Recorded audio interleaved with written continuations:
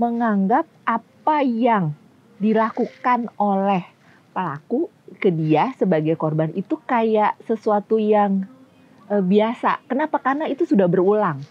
Nah, sesuatu yang sudah berulang, yang tadinya sebenarnya tidak biasa, jadi terkesannya biasa.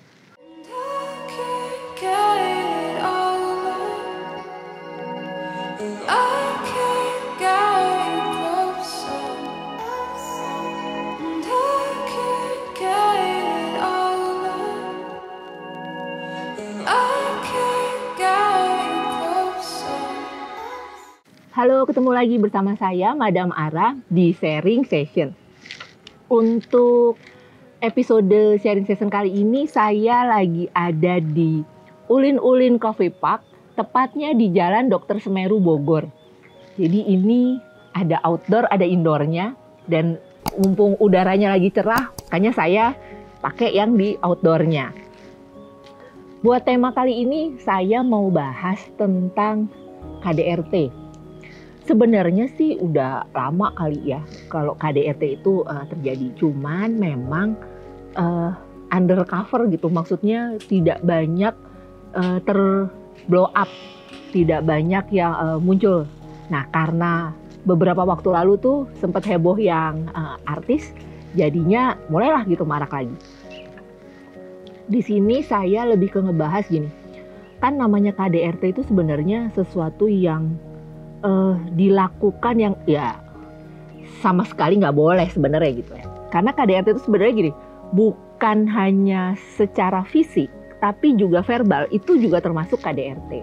Dan traumanya itu bisa bertahun-tahun. Jadi saya punya beberapa klien yang mengalami KDRT dan itu tuh cukup ini ya gitu, cukup mengguncang, cukup membuat trauma, cukup membuat mereka jadi yang hilang semangat, yang udah istilahnya udah kayak nggak tahu arah nih gimana gitu. Nah, terus kalau sebenarnya KDRT itu imbasnya gitu ya atau efeknya cukup ini gitu ya, cukup bikin trauma. Kok bisa ya setelah mengalami KDRT terus si korban mau kembali lagi gitu. Nah, itu juga gini, kalau dari sisi psikologis, banyak sebenarnya alasan yang membuat si korban akhirnya kembali lagi. Beberapa alasannya, satu, karena mereka sudah punya anak dan menganggap kalau membahagiakan anak itu ya tetap bersama. Jadi fokusnya karena anak.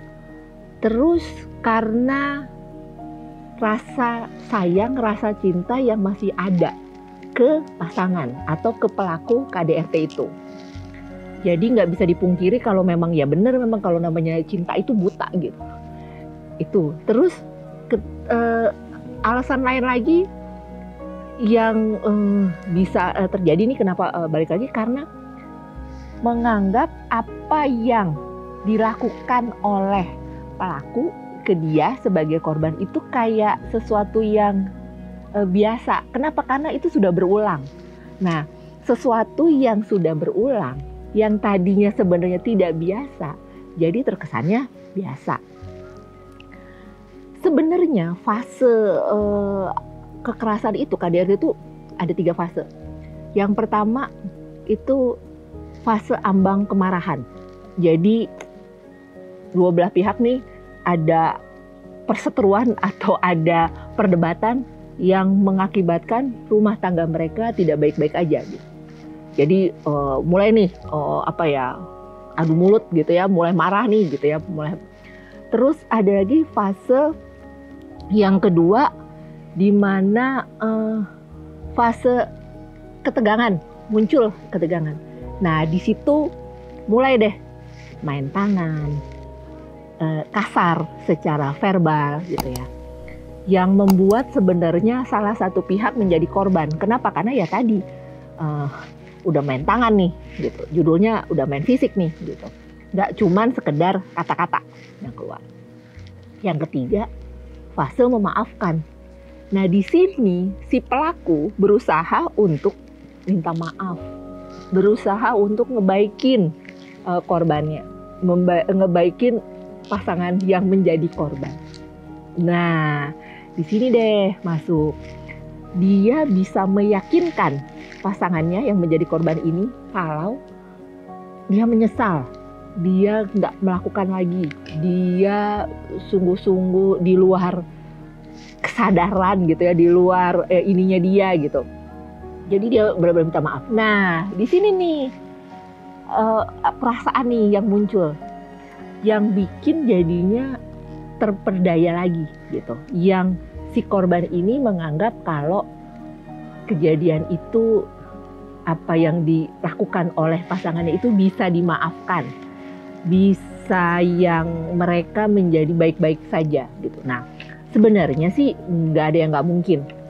Apalagi kalau emang benar-benar menyesal gitu ya, benar-benar yang menyadari kesalahannya. Tapi tadi balik lagi, hal ini tuh bisa kayak circle gitu loh, bisa berulang.